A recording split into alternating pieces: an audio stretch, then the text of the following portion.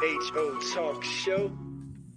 Hold on, wait. You're listening to In My Humble Opinion, only on 101.3 Jams. Yes, indeed. Yes, indeed. Yes, indeed.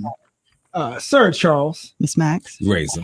See, I got it that time. Me on cue. Yes, indeed. Yeah. Man, thank you, family. Thank you for joining us. You could be anywhere in the world, but you're here with us, and we appreciate that for y'all bringing the energy today, man. Mhm. Like, Great show, Yeah, we're rich on a roll. conversation. Oh, yeah. definitely.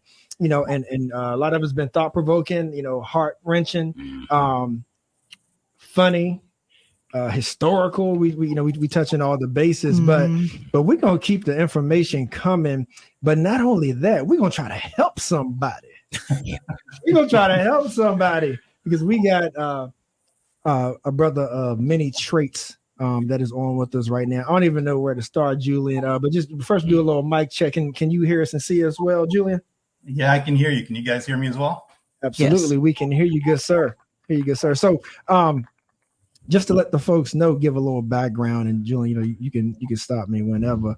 But let's see here. Where do we start? So, our man Julien is about to give us some relationship advice and also business advice. So the reason I wanted to preface it that way is because I'm about to give you his background, so nobody be like, "Who is he telling me what to do?" I'm still gonna be like that. Yeah. Not only Julien, you might as well get ready for it. It's my business and it's my house. How's he telling me how to be strategic? What is he talking? All right, but no. But Julien was born in the Democratic Republic of Congo. He grew up in both Nigeria and Togo, and I was fortunate to grow up in an international community. A lot of people around him dedicated their lives to wanting to make a difference on the continent, and that is what made him know that he could and should give back. After graduating from UVA with a double degree in economics and philosophy, he moved to New York City, where he first worked in an organization that focused on raising funds for charities. And from there, he moved on to Wall Street, working for a consulting firm where a lot of his clients were CEOs, COOs, CFOs, sound like Razor, of major hospitals and investment firms nationwide. It was during the time that he really saw that he wanted to work in development, and so decided to pursue an MBA with a focus on international business finance for 2 years, worked full-time while also being a full-time student. Around that time, he graduated. His wife got an offer to move to DC, so he quit his job and moved down there for 5 months, spent most of the time networking. It's during that time where he completed his book. And that was the thing that also kept him busy. He also managed to successfully network his way into the World Bank Group. And just a year after was internally recruited to be part of the office of the VP of Africa for the IFC, which is the private sector arm of the World Bank Group. And that role, he familiarized himself with a lot of dynamics, politically, economically, and socially, right? And he gets deeper into that. But I wanted to skip down though, because that kind of brings us to, how he and his wife, they have 2 children, the daughter, son, and there's things that he really wanted to learn for himself. That if you find the opportunity to make a difference, you have the responsibility to seize it. Something that was emphasized to him as long as he can remember. Did y'all get that, family? That quote, if you have the opportunity to make a difference, then you have the responsibility to seize it. Hey, Charles, you forgot Manyong. You forgot walk on water. Can you walk on water too, Julien? I haven't tried, and I think the person who did it first, he gets all the credit. Okay. Yeah, that's right. He gets all the credit. Spot on. So Julien, man, from there, like, how do you want to start this conversation, my man? Because right here, you're talking to business people right now. You're talking to people who are in relationships as well. And we, on this show, we talk a lot of times about prioritizing, right? So when you mentioned that book, right, and you mentioned how it's sort of a culmination of your business prowess as well as having a successful home life. So maybe dig a little deeper into how this came to fruition exactly. When you got that inclination to put all this expertise together into a book for us. Yeah, no, thanks so much for that. It's you don't think about all the things you do, and then someone reads it, you're like, wow, that's no, but I think, like you said, when people think business relationships, you probably don't think to marry the two together. naturally, because we usually treat them as two separate worlds. But I found that, there's a lot of lessons from how businesses operate that really can help to sort of enhance or encourage sort of the right behaviors that can make a relationship successful. So, let me just give a bit of context, because I think what I would love to talk about is sort of this framework, like you said, the strategic approach to relationship, which again, in its head, it seems like you're taking all the romance out of it, but I would argue that you're actually doing the opposite. You're building the romance into it. And so, just for quick context, and where sort of this knowledge has come from. So my wife and I, we've known each other for 12 years now. We dated for 10. I keep saying dated because we're still dating, and we're married for 7. All right. Okay. So we're still dating. Just because we're married does not mean we start dating. I see every single day. And, even before we actually got together, again, through conversation in our friend group, we first established that we had sort of a similar want in terms of our lives. Primarily that we only wanted to be married once. As a group, you talk about that. It's easy to talk about it, but, it was something that was important to us. Once we started dating, that's when the conversation got deeper. And we started really talking about, okay, what are the must-haves for this to be successful? So really hard conversations. And obviously there are a lot of things, but the one thing that did come out of it is that because, both my wife and I are fiercely independent, and the one that's important in this conversation, we wanted our relationship to reflect the fact that, yes, we are individuals, but at the same time, the relationship does take a priority. And so that was very important. There's a quote that I always say, my wife finds it extremely corny, but I'll share it because her eyes as she's listening to this. But the vision statement or the mission statement for our relationship was basically this: with or without you, I'm good, but with you, I'm better. And I think that's sort of the choice of the value that we bring to each other. So that's sort of the what, all right? Like, what do we want? And that's that. So let's talk about the how. How are we going to build this? And so, again, my wife and I, we're big fans of not reinventing the wheel. Okay. And so what we did is that we put on sort of our learning mode, and we read books. This is still in our dating phase, right? We're still dating. We don't know where it's going, but we really read as many books as possible. We talked to as many couples, older, younger, same age, all in an attempt to really cherry pick sort of all these good bits of like data points, if you will. Again, yes, removing the sexiness out of it, but this is what it was: creating data to understand what are the things we need to have that successful relationship. On the flip side, and this is where the business comes into it, you see, I'm in the equivalent of corporate strategy within the development world. My wife works in marketing, and we're both very fascinated with understanding why businesses are successful. What are the things that enable companies to have longevity? So how do they think? How do they position themselves? How are they flexible? And the interesting thing, and this is where it all comes together, is that these businesses that are successful, that have longevity, and again, everyone on the panel knows this, you need to be able to put things in place that almost mechanize the good behaviors that allow you to get success. It doesn't guarantee success, but you do increase the likelihood of success by following certain traits. And so that's how this marriage or strategic approach to relationships came together. We said, okay, these are all the traits we know that are good. Let's build a system that encourages this sort of thinking. And so that's the sort of the overall framework, which I'll just touch on really quick, and then we can go into conversations, because this is really the heart of the matter. So the framework that we use, the strategic approach, if you will, is simple as it should be. I think that's every good business has a very simple approach that you look at it and say, oh, that makes sense. But it's implementation that is difficult. We can talk a lot about implementation, but that's where sort of the beauty goes into it. And so framework, it's very simple. It's just 3 bubbles. If you think about 3 bubbles. So there's me as an individual, there's my wife as an individual, and then there's the us as a couple. And we really see these as 3 different persons that have wants, needs, and need individual attention. And the way we sort of Julien, let me get my notepad up here. I'm sorry, go ahead. And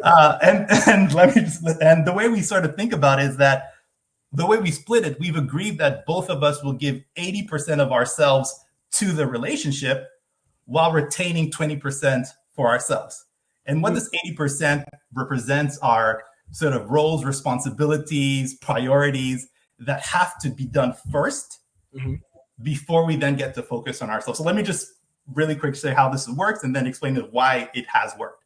Mm-hmm. So, realistically, like in real terms, my wife and I have 3 bank accounts, right? I have mine, she has hers, and then there's the joint account where we pay for the house, the kids, everything that we're doing together.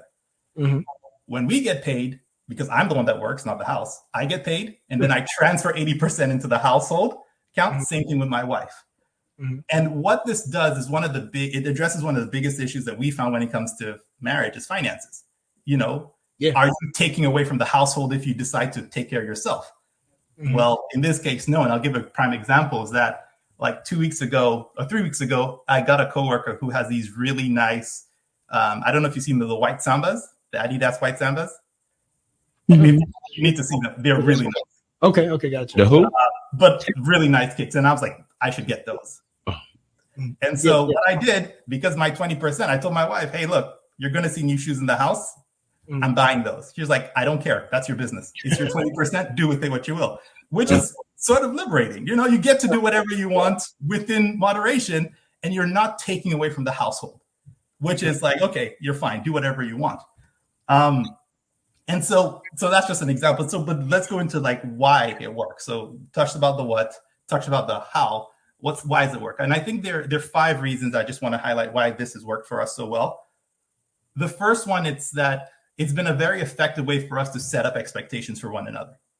When we were doing our research and talking to folks, miscommunication is one of the major reasons why couples fail, But because we both agree on what that 80% is, and that's where the negotiation comes in, like, hey, where do I start? Where do you end? We talk about all that. And so we come to agree on, and there's a lot of clarity in terms of what she does, what I do. And that's a way of holding us accountable. And it just makes things very clear in terms of communication.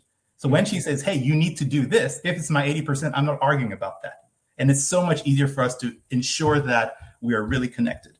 Mm-hmm. The second thing is the 80-20 rule, which again, 80-20 split, which is what, again, we've decided for ourselves, has allowed for a degree of customization, right?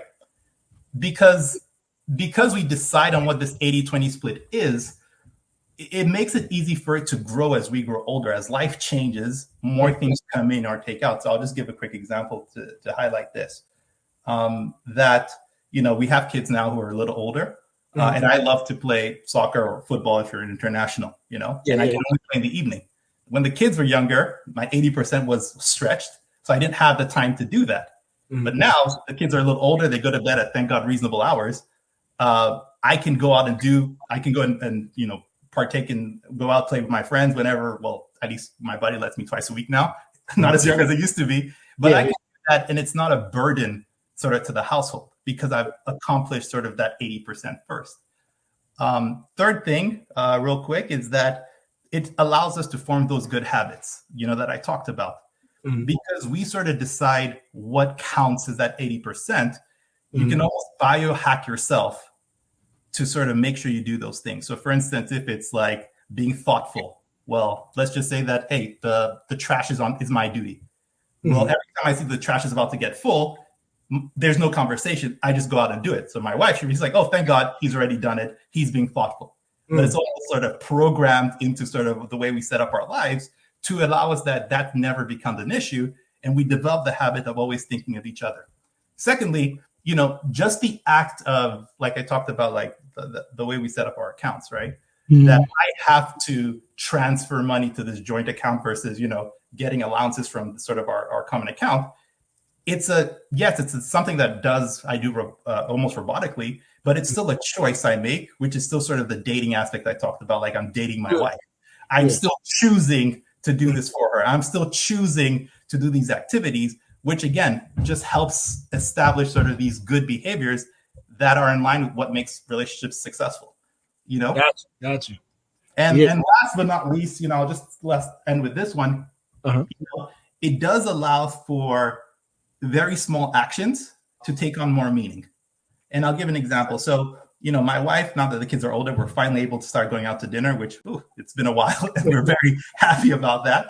Uh-huh. But, when we do go out to dinner, we can either sort of charge the home account, like, oh, this is what we're doing together, so we're going to charge the home account, or I can take her out on a date by paying with my 20%, or she can take me out on a date and pay my 20%, which means all of a sudden we can still have date nights and like I'm sacrificing something. Yes, it's the same pool of money, but I'm technically like sacrificing part of my funds to be able to take her out or treat her or do something for her, which again, on the grand scale of things, it's still the same bucket of money, but it does take on this really unique approach. And I think that the lens of it.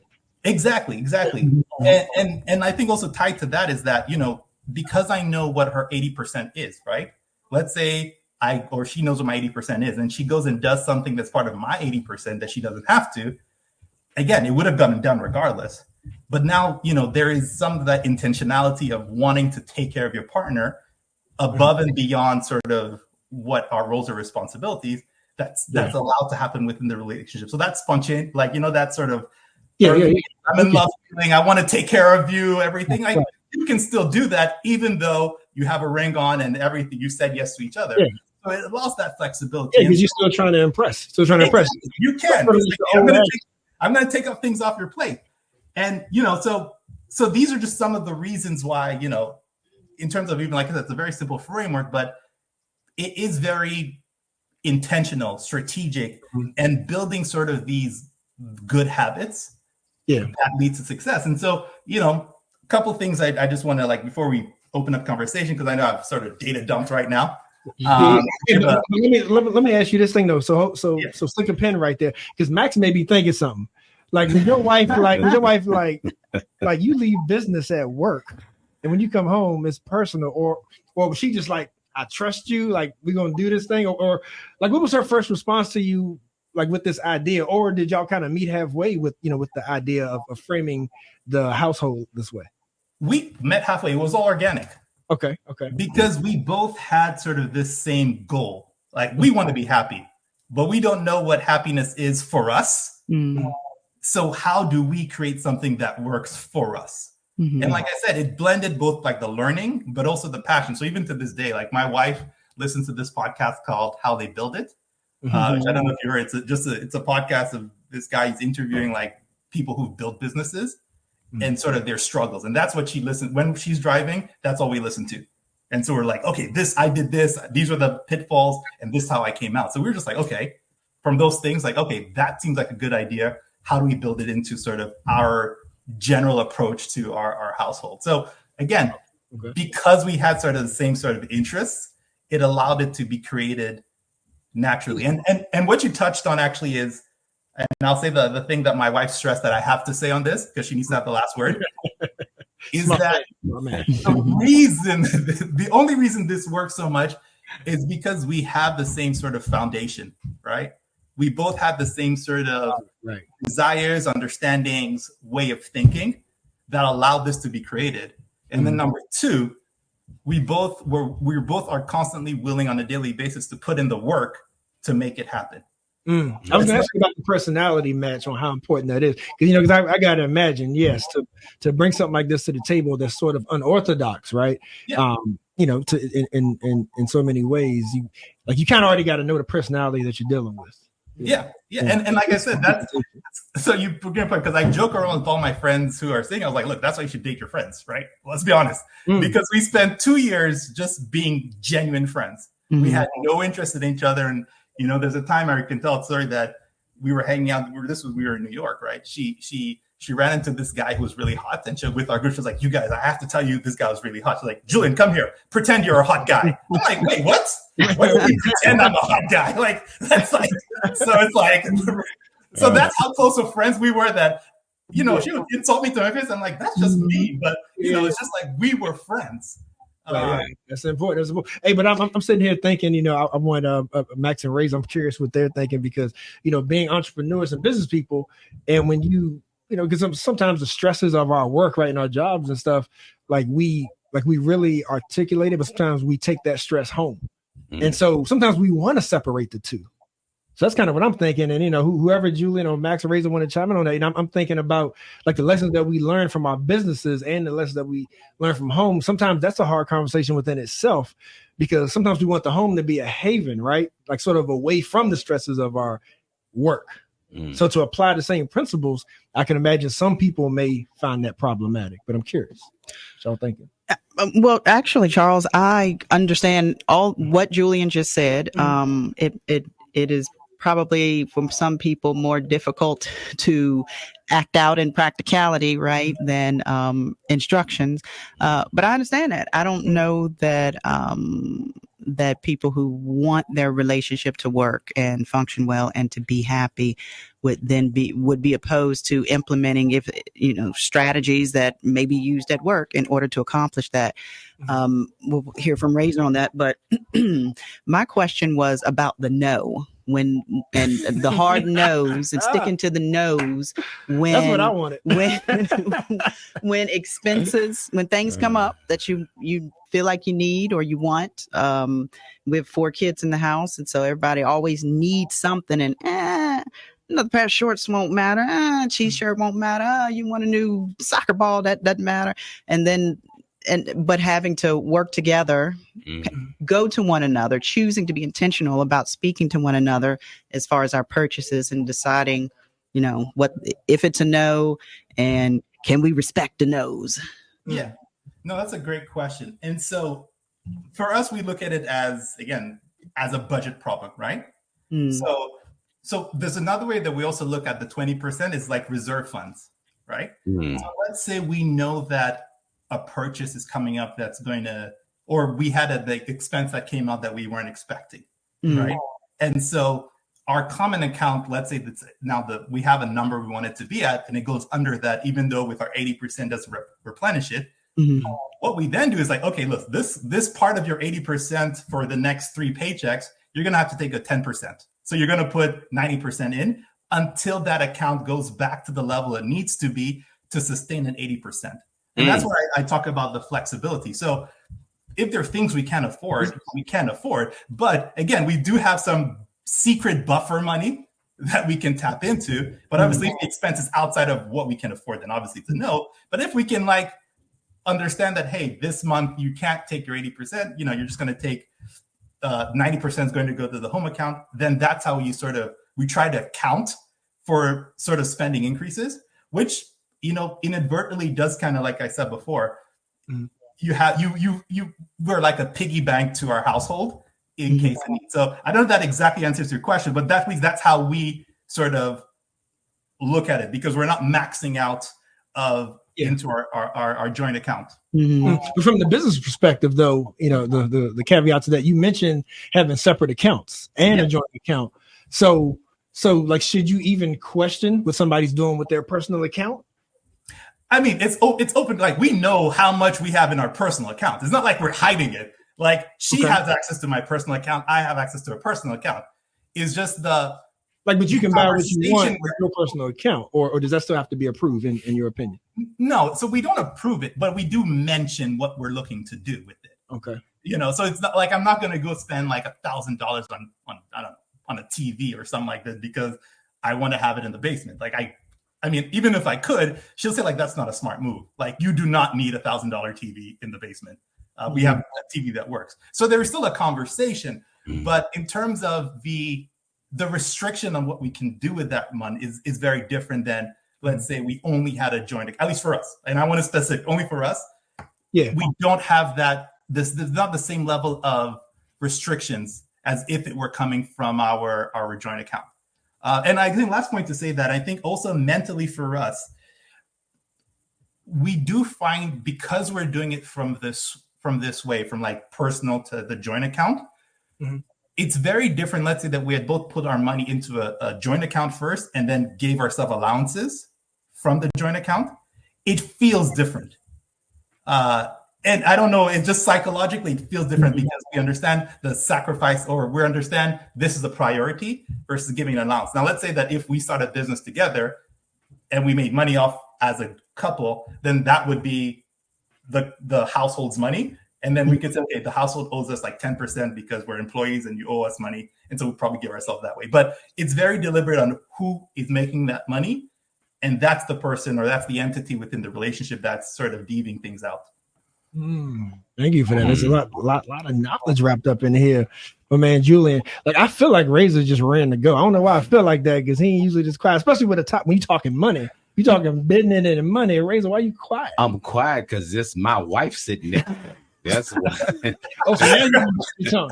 Wait a minute. Everybody listening to this show for umpteen years. No, you ain't biting your tongue around nobody. Hey, but I tell you what, I'm gonna let you collect your thoughts. Let's take a quick break. Yeah. Let's take a quick break. And Julien, thanks for all the info, good sir. And like let's just dive a little deeper. We'll see what Q&A we have from the listeners and viewers as well. But we are joined by none other than Julien Manyong. He's an author, strategist, all that good stuff. And at the end of the day, we're talking about taking good business practices and healthy habits and those parallel in your relationships. So I am your talk show. Tell a friend, Sir Charles, Miss Max, Razor. Be right back at it with Julien. Yeah. Hold on, wait. You're listening to In My Humble Opinion, only on 101.3 Jams. Yes, indeed. Back like we never left.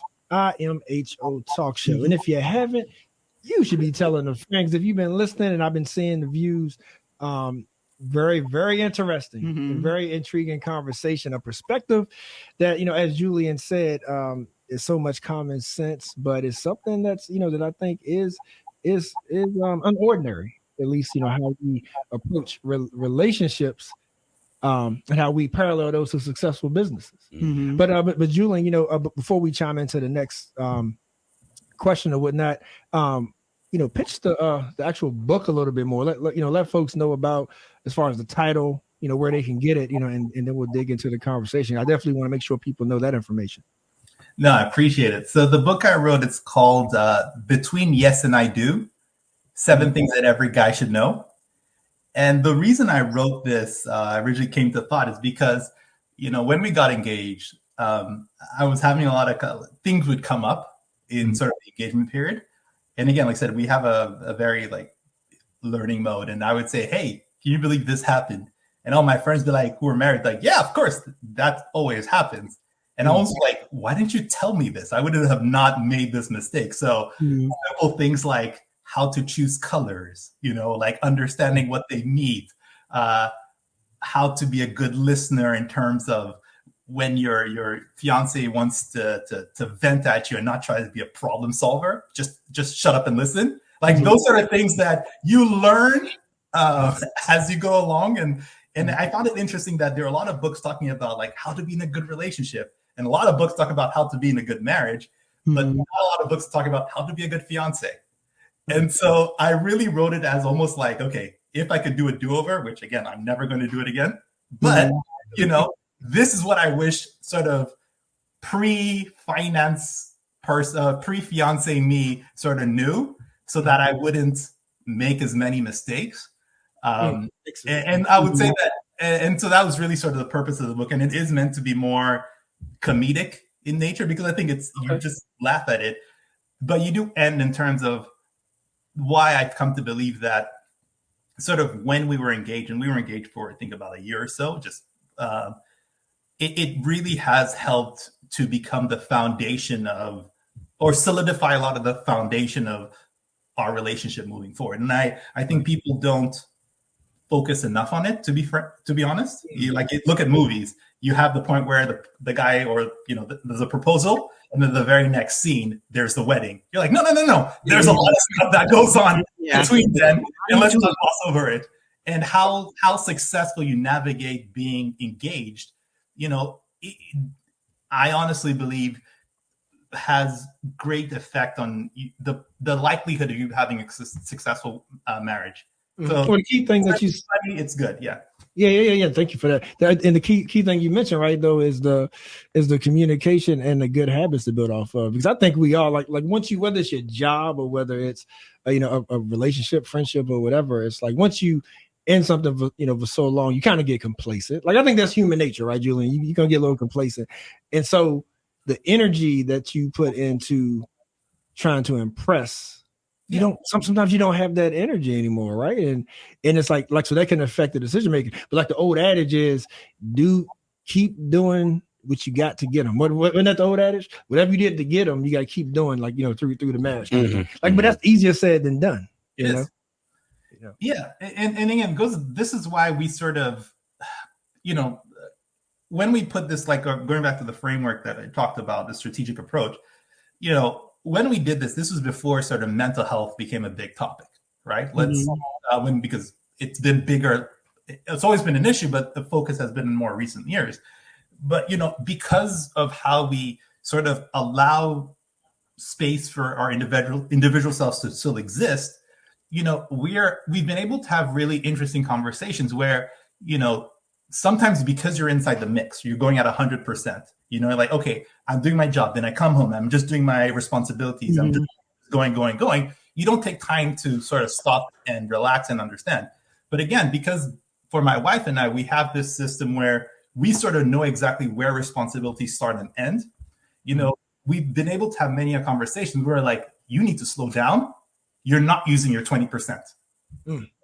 Take a step back, or I'll step in to take things off of you so that you can take some personal time off to be able to still get yourself up and ready. So again, it's a byproduct. I'm not going to say we designed this perfectly. Like, this has had many sort of iterations and changes. Again, it has been a 10-year process, but it's part of the reason why, again, we're here. Our families are not close to us. We have full-time jobs that are very demanding at a corporate level. We have two kids that demand, obviously they're toddlers. They have activities and everything, but we're never overwhelmed because we have clarity on what we need to do. And I think that's been such of a revelation for us. And my wife keeps saying with her colleagues, like, how do you do it with two kids and all of this? You have to do, like, she's been reading lately a book a week, like thick books. And she's like on book 4 in the last month. She's like, I have time to do it, because she wasn't using her 20%. Like, I'm going to read books. And all of a sudden she's cruising through these books because she's carved out time the way we've set ourselves up. So yeah, it sounds like benefits. Yeah. It sounds like you all were able to kind of lay the foundation for, how you handle your budget and how you handle things within your relationship, your marriage, and as partners, because there was that good foundation. And not everyone steps into, I guess, a relationship or a marriage with that having been intentional about laying that foundation, or having had been given the knowledge or been able to see that type of communication and practices modeled in a healthy way in front of them. And so I think there are probably some people listening who, while the budget system that you've described sounds really great, there, and the way you communicate and the way you divvied up responsibilities sound great, but the challenge is just getting to step one of all of that. We have difficulty communicating. We're not necessarily dividing up the responsibilities because we just know what it is and we work to get it done. So being able to have that structure, being able to have that structure and instructions on how to be able to get there can be a difficult part for a lot of people. It is. It is 100%. And I laugh because that's my wife. That was my wife's big complaint with my talk today. She's like, you're not talking about the foundation. You're selling the house without talking about all the work that we've done for foundations. And I agree. And for me, it goes back to this. And I agree. There are so many factors that make it easier to not be intentional. And again, I don't think people are responsible. Life happens. And let's be real.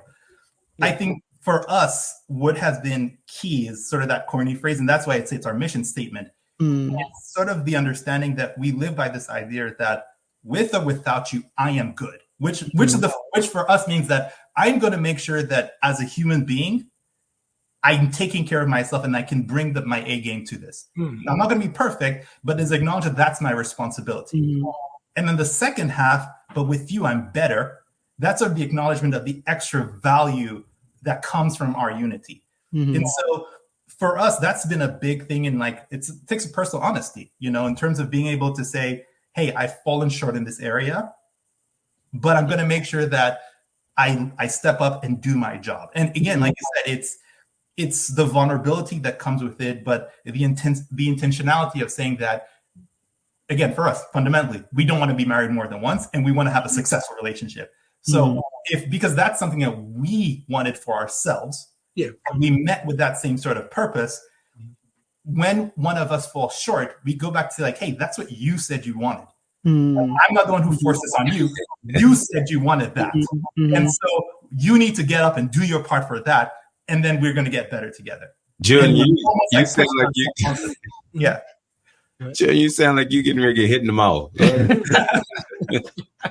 Hey, look, let me tell you something. I'm listening, right? Normally, I'm the person who always, is the controversy, right? So I'm listening to you, and I was waiting for that one caveat, and I said, "There it is, right there." Okay, this is my question. Yeah, because you operate in such a business fashion. Yeah, X's and O's. Let your yes be yes and your no be no, right? Is the grace there when the other person falls short and just does not feel like doing what they said that they agreed to in the beginning? That's the part of marriage that I'm hearing you. I understand the business aspect. I'm going to be honest with you. I know business from legal to illegal. And one thing that is a common denominator is that when you start telling people that, okay, you said this, I know I said it, so you going to do it. Sometimes people just say, no, I'm not. I'm just not, because I don't like the way you're trying to make me hold accountable, even though I said it. So that's what I'm saying. Where is that in your book? Because I think you need a mouthpiece, because you ready to get hit on about year 12 from Miss Julien. I'm going to say it full. You know what I'm saying? So tell me about that part. That part, no, you raise a good point, because that's the hard. No, that's the part, like, how do you... Okay, so this is how we communicate, right? And this is also one of our must-haves.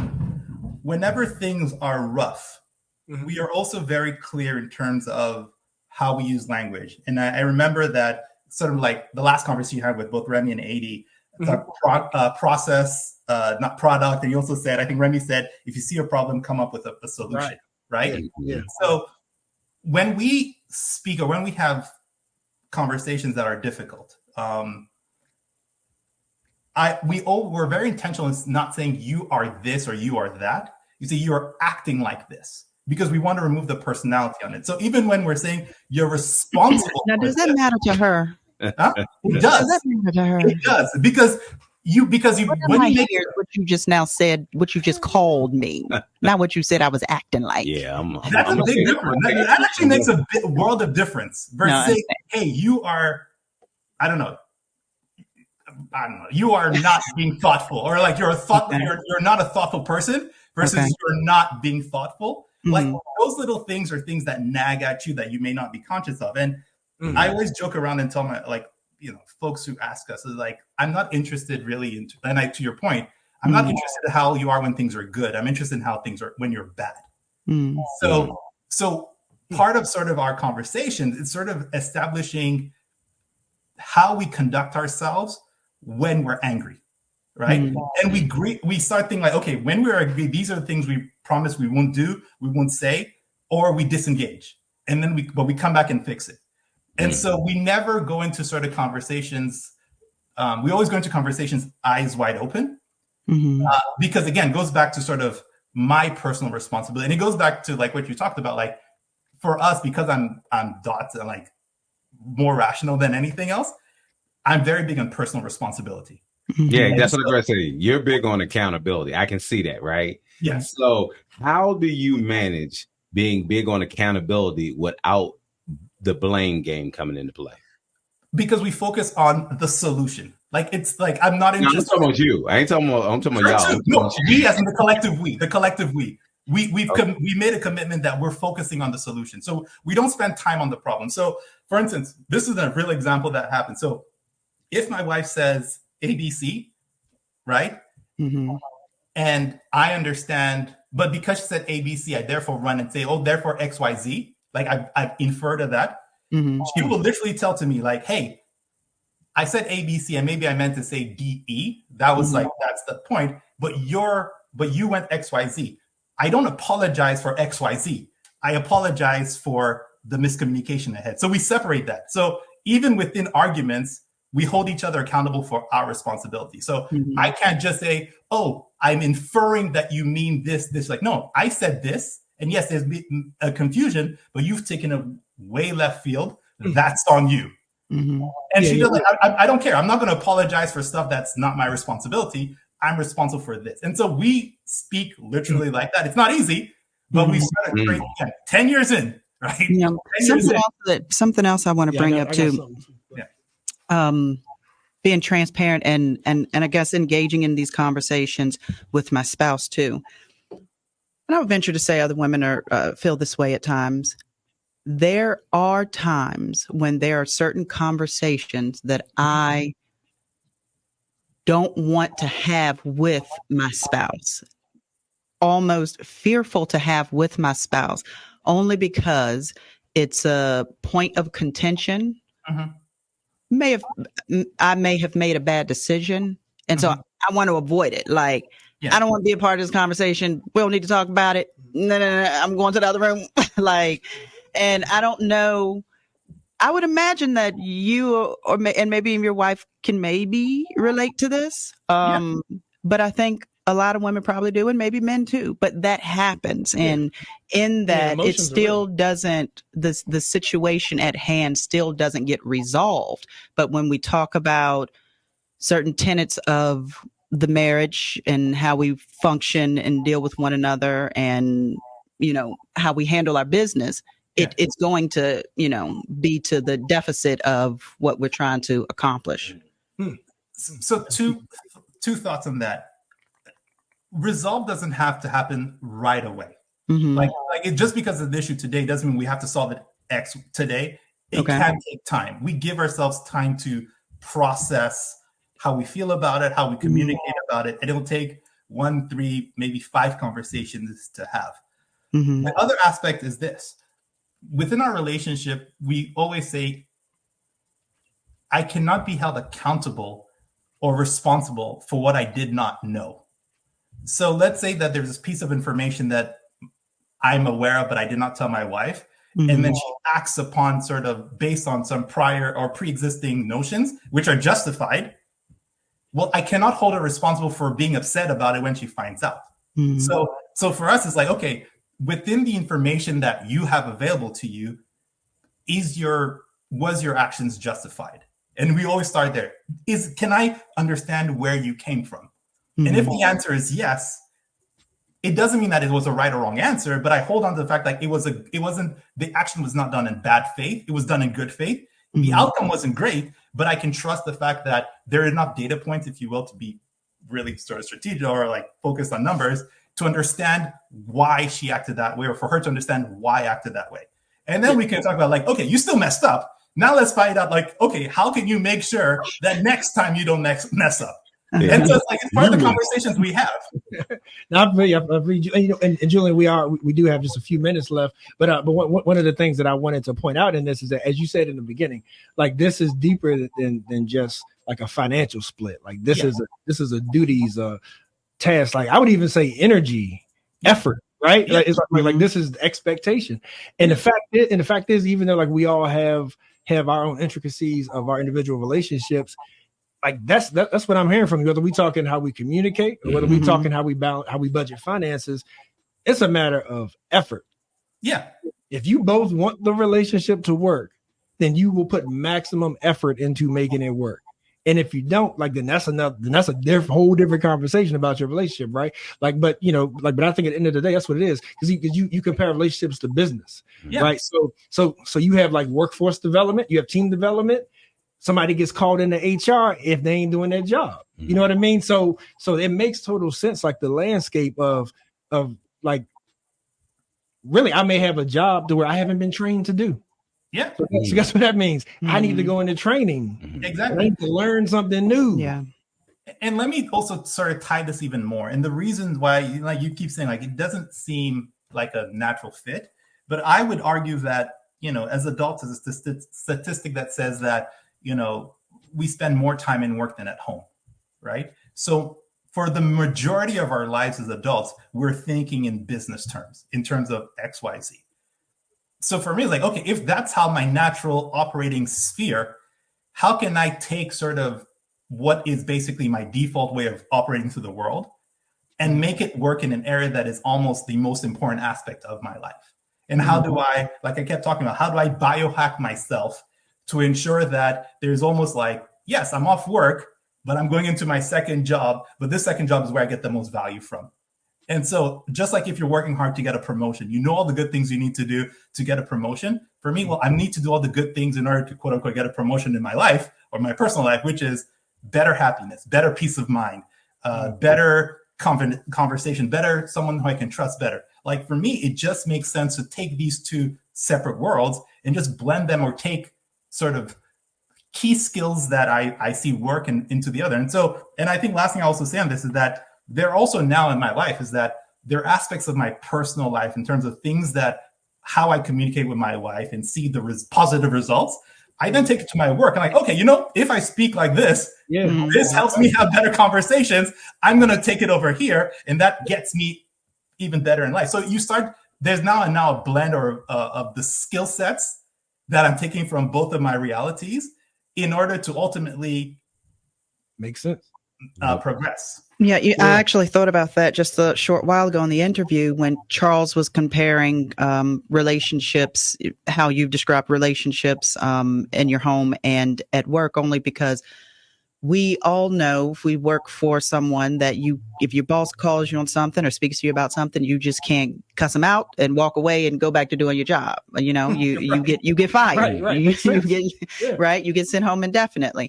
And so we can then also implement that in how we try to handle our conversations at home as well. You can't talk to your boss crazy, so you ain't talking to me. Shouldn't talk to your boss crazy.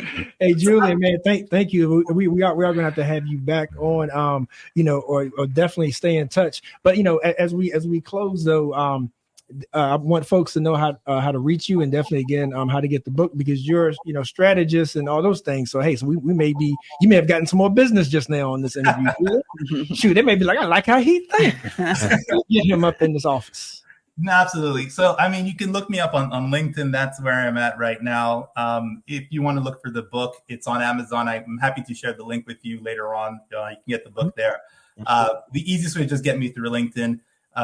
As far as jobs wise, look, I'm in a field where I'm happy. All right. I love what I do. I get you're 88, you're 20 max out. Right. It's 20 gone.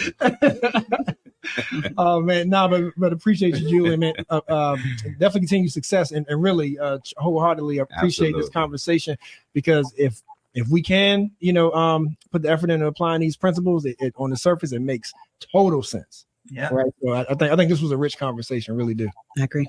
And I appreciate you guys having me. And if you need me back, happy to talk some more. You guys love the show today. It was fantastic. Thanks so much for having me. Oh, thank you. Hey, as we say, tell a friend, Julien. I got my family in Europe watching right now. So, nice. We're going global. All right. That's what I like. All right, brother. Till next time. All right. Bye. Bye.